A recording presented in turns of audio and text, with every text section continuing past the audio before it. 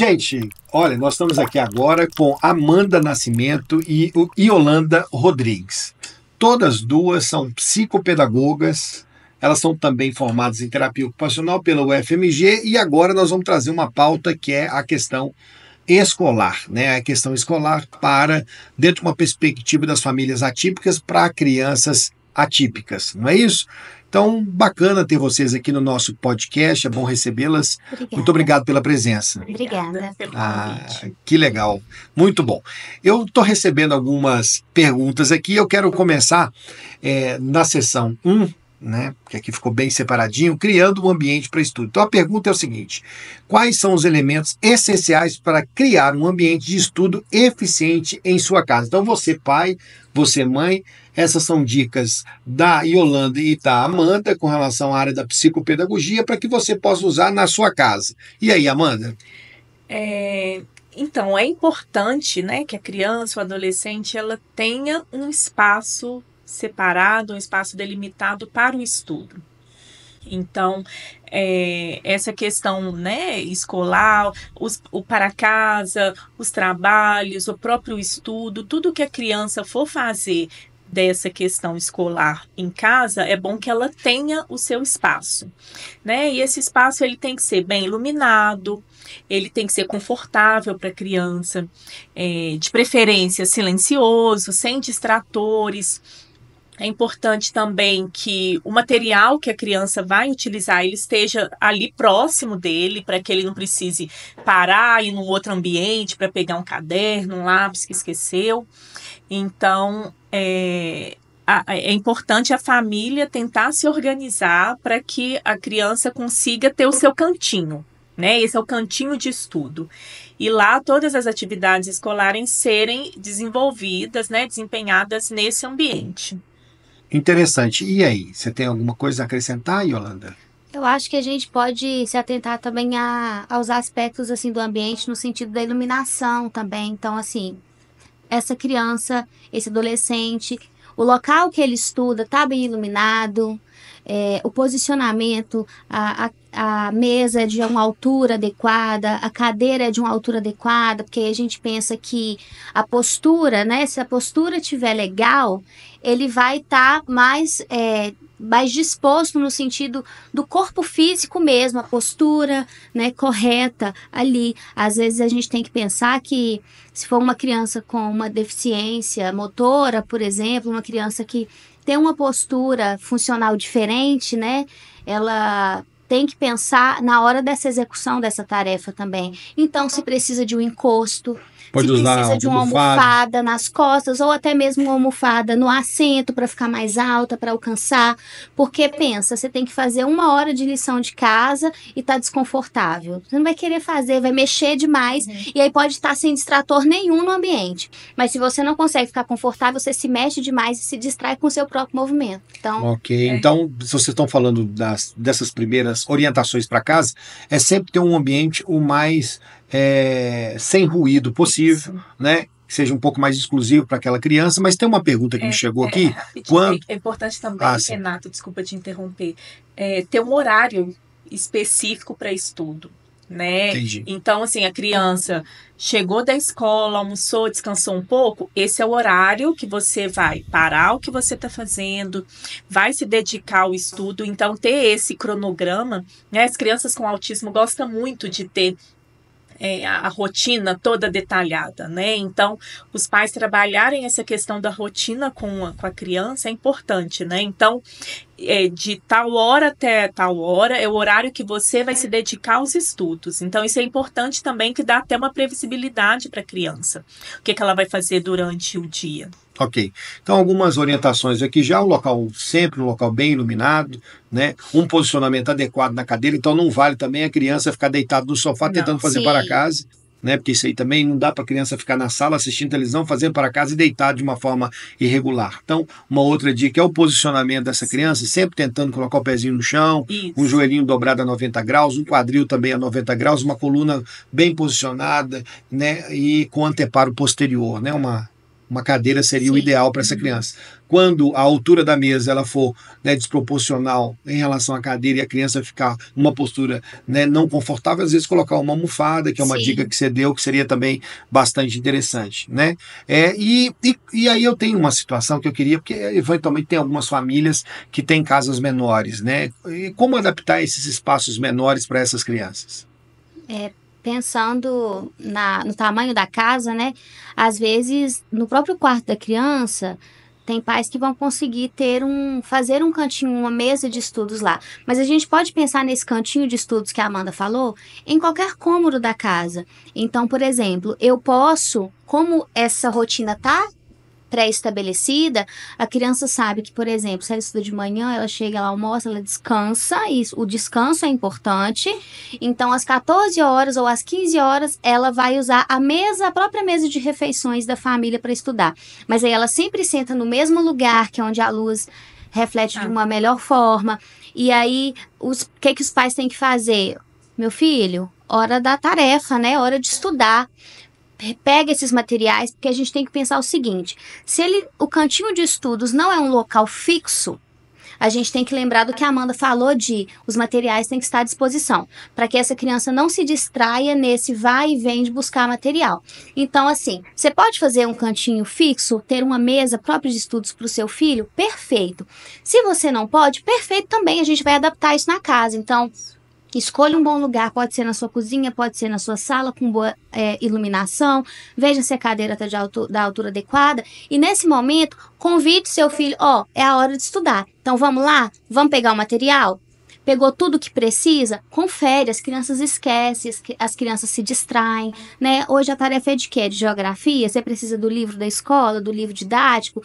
Organize esses materiais, né? Deixe ele à disposição ali e isso evita, né, os fatores distratores, né? Então a gente vai pensar também, se essa criança, se esse adolescente usa um espaço comum, então essa família tem que se reorganizar. Olha, se das 15 às 16 é o horário de estudo, TV desligada.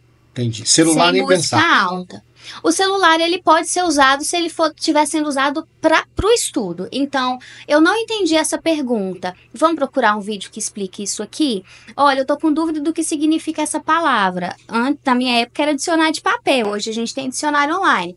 Então, o celular ele pode ser um aliado ou não. O pai vai ter que ter esse controle e ensinar esse discernimento também para o próprio adolescente. Essa criança ela vai crescer. Então, o adolescente, né, ele vai ter mais autonomia nessa tarefa. É importante que a gente dê autonomia, mas a gente precisa ir ensinando. Então, por exemplo, eu posso deixar o celular na mesa, mas aí eu evito pegar o celular, eu como mãe, eu não pego esse celular. Na hora que aparece uma dúvida que eu não consigo explicar, vamos pesquisar na internet? Aí você pega o celular com a criança, pesquisa, achou, devolve lá na mesa com a tela bloqueada e continua focada. Porque aí ele vai aprendendo. Olha, o celular eu posso usar na hora da tarefa para fazer a tarefa. Então, ele pode ser um aliado, né? A gente não Bom vai... senso, né? Exatamente, Bom senso usar o pai bom senso. ter um discernimento de como fazer. Tem uma pergunta que quer falar, mano? E só complementar que é importante também, né, que se não existe um espaço determinado para a criança estudar, né, se for um espaço comum da família, é importante que esse espaço também respeite esse momento da criança, né? Então, tem que ser um espaço mais silencioso, né? Yolanda tinha falado da questão de desligar a televisão, vai desligar som, uma rádio, música. alguma coisa. Se tiver pessoas falando muito próximo, vamos fazer uma regra do Porque silêncio. tira a concentração da criança, Com certeza. Né? O foco. Né? Então, vamos fazer um período, a regra do silêncio. O tempo que a criança estiver estudando, a gente vai fazer silêncio aqui para dar esse momento dela se concentrar. Se for necessário, também pode usar aqueles fones abafadores, né? Então, vai diminuir um pouco o ruído externo, isso ajuda. Se esse ambiente for um ambiente comum da casa. Contaminado, Sim. Poluído em termos de estímulo, né? Para essa criança, auditivo e assim vai. E a gente pode pensar também em transformar esse momento em algo que seja útil para todos. Então, assim, vamos pensar numa família que tem 3 filhos. né? E aí esses 3 filhos estudam pela manhã, então os 3 estão à tarde em casa para fazer suas diversas coisas. Um tá na creche, não tem tarefa de casa, o outro é adolescente, já estuda sozinho, e tem um lá no meio que precisa mais da ajuda. Você pode colocar, por exemplo, o adolescente e esse filho do meio para estudarem no mesmo horário. E talvez a hora da soneca dessa criança mais nova possa ser esse horário de silêncio. Ou então a gente pode, por exemplo, enquanto fulaninho tá fazendo Joãozinho tá fazendo a tarefa, Maria tá brincando no quintal com o irmão mais velho. Mesmo, né? Assim, a família inteira em prol desse momento. Entendi. Então, estruturando mesmo, organizando, criando uma rotina. Uma rotina familiar que encaixe nessa realidade. Ok, muito interessante. Outra pergunta que me chegou aqui, vamos lá. De que maneira os pais devem se envolver em tarefas escolares sem fazer as atividades dos filhos? Então a gente tem muito pai que acaba fazendo, né, para acelerar, porque a criança tem uma certa dificuldade, acaba fazendo a atividade do filho, está errado. Então, eu queria saber de vocês com relação a essa pergunta. Os pais, eles têm que ser facilitadores. Eles têm que ajudar sem fazer pela criança. Então ele tem que facilitar esse momento de aprendizagem. Né? Como que ele pode fazer? Por exemplo, a criança está com uma dúvida. Aí você, pai, você, mãe, pergunte o que a criança sabe sobre esse assunto. Né? Investigue qual é o conhecimento que ela tem sobre esse assunto que ela está com dúvida. Então, não dar pronto para a criança. Né, é facilitar que ela consiga chegar na resposta. Talvez um passo a passo de como seguir, mas não entregar tudo mastigado. Não entregar. Como a Yolanda falou, a questão do celular, né? Poderia ser usado nesse momento para fazer uma pesquisa. Vamos pesquisar esse assunto. Vamos ver, vamos construir junto a resposta. Então, assim, não entregar de mão beijada, né, como se diz, a resposta para a criança. Investigar o que ela sabe, qual é o conhecimento que ela tem sobre esse assunto, e se o conhecimento é muito pouco, né, mais restrito, então vamos procurar juntos.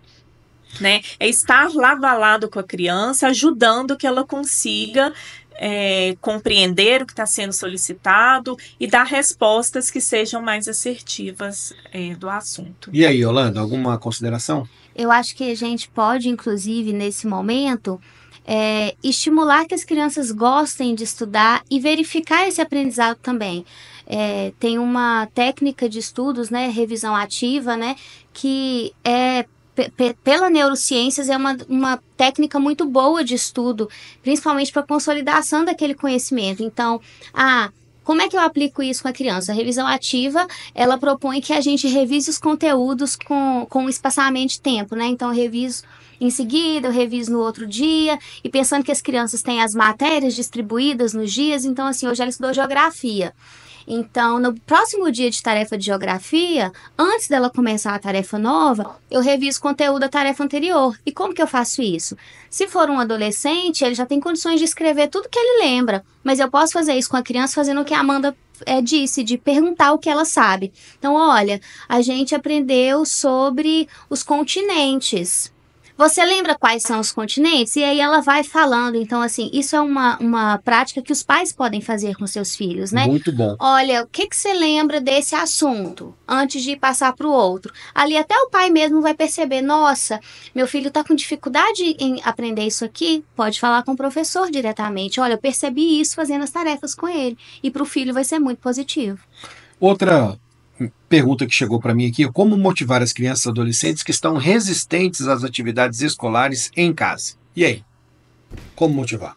Então, motivação é complicado, né? Que motivação é intrínseco, né? Então, mas assim, algumas possibilidades deixar esse momento de estudo ser desafiador, ser estimulante para a criança ou para o adolescente. Mas também, até para motivar, talvez nunca colocar também uma demanda cognitiva muito maior do que a capacidade da criança, né? Porque às vezes isso é um agente que vem desmotivar, né? Sim. Talvez no limite daquilo que a criança está precisando aprender, um pouquinho acima daquilo que é a capacidade dela. Se ela achar muito difícil, ela não vai querer fazer. E se ela achar também muito fácil, ela vai ficar também desmotivada, não. Então né? tem que ser o desafio na medida certa, né? Entendi. Então, assim, eu acho que é isso, né, Yolanda? É o desafio mesmo. A criança tem que se sentir estimulada, desafiada, a querer aprender, a querer fazer. Né? Nada além da possibilidade dela. Sim, e tem que ser um momento prazeroso também. Ele pode ser divertido, dependendo da tarefa que for fazer, mas a gente não tem que pensar no engraçado, a gente tem que pensar no divertido, no prazeroso, porque também a forma com que a gente reage interfere muito. Então, por exemplo, seu filho está fazendo a tarefa e aí ele errou uma continha de 2 vezes 2. Mas o conceito de multiplicar, ele é complexo. Pra gente não, porque a gente é adulta, a gente já sabe, mas a criança ainda tá construindo aquilo. Aí ele erra, e aí você grita assim, nossa, mas você errou de novo. Aquilo ali vai minar a criança, vai tirar né? a motivação. Né? Tira a motivação, sem contar no impacto mental que aquilo ali a longo prazo. Porque se você fala uma vez, você repete de novo, você repete. E o feedback, às vezes, que o pai dá é muito importante, ajuda a motivar. Ajuda a motivar. E aí, se ele errar, até isso tem que ser feito de uma forma legal. Então, nossa, meu filho, você errou. Tudo bem, você está aprendendo. Vamos tentar de novo. Da próxima vai ser melhor. Olha, você conseguiu. Parabéns. Né? A gente tem que, assim como a gente coloca o desafio na medida certa, os pequenos elogios, né? E esse pequeno elogio não é só quando acerta, mas é também quando erra. Tá tudo bem, você está aprendendo, né? Eu também errava quando eu não sabia, né? E é assim, então a gente tem que ter esse cuidado. Não deixar esse momento mais traumático para a criança, né? Não xingar, não repreender, né? E sempre dar um feedback dos mínimos avanços, né? Que isso que é importante, que vai deixando a criança mais motivada. Feedback, às vezes, pode ser até um próprio elogio, né? Sim. Para essa criança, o pai às vezes não sabe o que é o feedback, é um próprio elogio, é fazer um comentário com relação àquela atividade que está sendo feita, mas nunca tentando gritando com essa criança, ou fazendo uma abordagem mais coercitiva, batendo e tal, mas sempre levando dentro de uma psicologia mais positivista, onde a criança seja fortalecida através do momento que a gente aprende, passa a passar um reforço, que é um reforço mais positivo para ela. Sim, né? E às vezes até o elogio não só sobre a tarefa, mas sobre o comportamento da criança. Então, assim, terminou o período de estudos, nossa, meu filho, parabéns, você conseguiu ficar concentrado, fazer a tarefa, não ficou saindo, querendo fugir, disperso, né? Então, isso também pode ser uma forma de motivar. Outra pergunta que chegou: que técnicas de organização os pais podem ensinar seus filhos para que consigam administrar melhor suas atividades escolares? Eu acho que essa questão de administração de tempo também é importante, né? Que os pais têm que tentar dominar isso e fazer com que tenha um ambiente também muito seguro e repassar essa estratégia, né? Que eu acho que é muito legal, de organização. Sim. E aí, gente, o que vocês acham? Eu acho que isso linka muito bem com a rotina, né? A Amanda trouxe muito bem da importância que a criança tem uma rotina. Então, os estudos precisam de uma rotina. Então, se o estudo está organizado dentro de uma rotina, eu posso pensar nessas práticas e nessas técnicas para esse momento específico. Então, a gente vai pensar num cronograma, né, com horário. Então, se a criança estuda, e isso vai variar dependendo da idade do ano escolar que a criança está. Então, tem criança que vai estudar 2 horas por dia, fora a escola. Tem criança que vai estudar meia hora, tem criança que vai estudar 1 hora. Mas assim, eu preciso pensar nesse cronograma de estudos. E aí eu posso organizar esse cronograma de estudos com essa criança. Eu posso usar aplicativos para registrar isso. Posso combinar também com ela blocos, né? Listas de tarefas para poder fazer, né? Às vezes tem dia que tem muita tarefa de casa, né? Então, assim, vamos organizar. Você tem tarefa de que hoje? De português, de matemática e de ciências. Aí o pai dá uma olhadinha no tamanho ali. Então, olha, a gente vai primeiro na de matemática, é maior, meia hora, acho que é suficiente, dá um pouco de previsibilidade para a criança também, e fazer esses blocos de estudo também, né? Não fazer a tarefa toda de uma vez, né? Vamos focar em uma, terminou, bebe uma água, respira, vai no banheiro, volta, concentra. E assim, se for, por exemplo, semana de provas, né? Então, ainda tem que conciliar ainda o dever de casa com o estudo para a avaliação, né? Então, os pais realmente precisam lançar mão de alguns recursos, assim, né? Vamos dizer. Primeiro é eles se organizarem, organizar a rotina da família, depois a rotina da criança e ver, né, essa questão, assim, como que vai ser esse cronograma de estudo dela, né? E Yolanda trouxe bem Isso. E quando o assunto é procrastinação, né? Quando essa palavra até é um pouco difícil para muitas pessoas entenderem, é enrolar, né? Antigamente se falava muito sobre isso. Você está enrolando, você não está fazendo isso para casa. Está deixando para depois, né, Renato? Você está deixando para depois, porque aparecem outras coisas que passam a ser nossas prioridades. Eu quero ver um desenho animado, eu quero brincar de bola, eu quero brincar com meu primo que está aqui, e vou deixando para depois essa questão do para casa, né? Do dever de casa e do compromisso para poder estudar e tal. O que os pais podem fazer para poder colocar essa criança dentro de uma rotina de horários que sejam mais claros, definidos com relação ao estudo? Muitas vezes o difícil é começar, né? É tirar a criança ou adolescente do que ele está fazendo e levá-lo para esse momento de estudo, né? Existe também uma estratégia que chama Pomodoro, né? Essa estratégia, ela divide... ela separa momentos de atenção máxima, atenção plena em uma atividade, né? No caso aqui poderia ser o estudo, de 25 minutos. Então você põe um cronômetro lá para a criança, olha, você tem esse tempo para você estudar. Agora é o momento disso, é só isso, 25 minutos. Apitou, a criança para, faz uma pausa, vai no banheiro, bebe uma água, vai... Aí, assim, é uma pausa curta para depois ele voltar, né? Essa estratégia, ela usa esse tempo de 25 minutos, mas a gente sabe que, dependendo da idade, esse é um tempo alto para a criança conseguir se manter atenta, conseguir...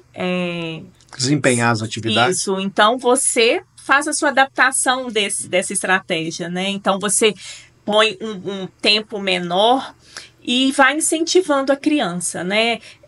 Se, assim, voltar na tecla da rotina, né? Se essa rotina ela for bem estabelecida, bem consolidada, a criança também vai tendo consciência de que agora é a hora do estudo, mas daqui a pouco é a hora da televisão, daqui a pouco é a hora da brincadeira ou do celular.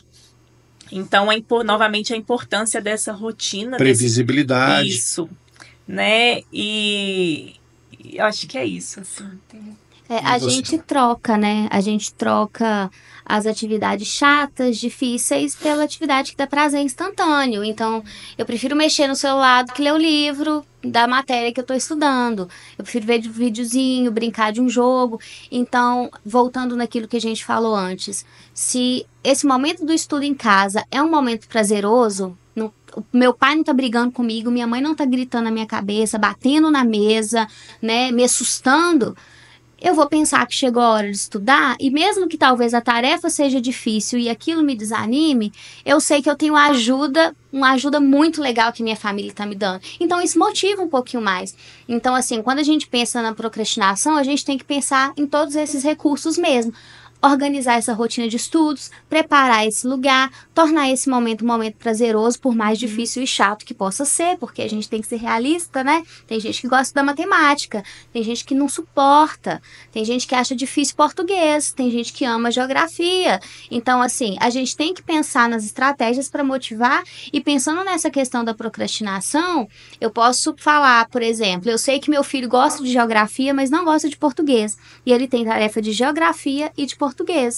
Eu posso, por exemplo, ver o que funciona melhor, né?